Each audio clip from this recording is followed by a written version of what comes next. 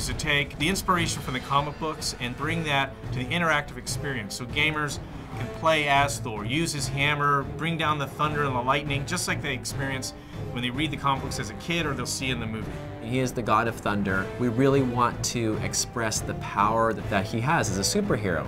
He's going against big demons and giant trolls scattered across the 9 worlds. The bosses of each of these worlds are these monstrous, titanic entities with all sorts of different powers capable of tremendous destruction. It's been great to take ideas and concepts, not just from the comics, but from Marvel themselves, building enemies that are worthy of Thor. The game is not a play-the-movie game. Our narrative is very different. We worked with Matt Fraction, who's one of the scribes for the Thor comic. When we first started talking about the music for Thor, I pulled together all the different concept art, the videos from the game. What we actually wanted the music to do is play like a thread that is tying the game together from a dramatic point of view.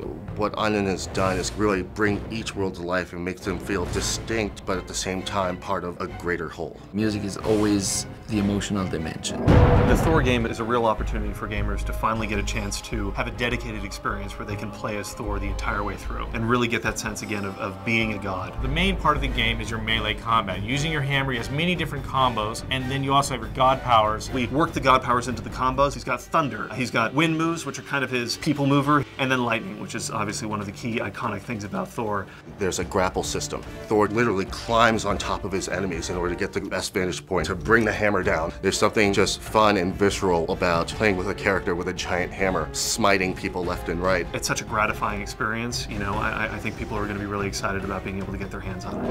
One of the key things to think about in terms of Thor God of Thunder for the Wii is it's not a port of the next-gen game. It is its own unique game. I don't think the Wii has ever had this kind of title on it before. It's much more action-driven. I want the player to be able to take away the feeling that they were able to wield the power of Thor. A young gamer can just enjoy swinging the Wii remote around, breaking things, and then a more hardcore gamer will be really impressed with the depth of the combat and the depth of the player progression. We've got a few unique levels that don't appear in the next-gen game. We've got our own unique flying levels, which are an entirely different form of gameplay. We feel that you get a better game out of building a project from the ground up rather than bringing it over from a different system. It's given us the opportunity to have unique characters, unique flight levels, and a completely unique ending to the game that features a new experience that you wouldn't get on any of the other consoles.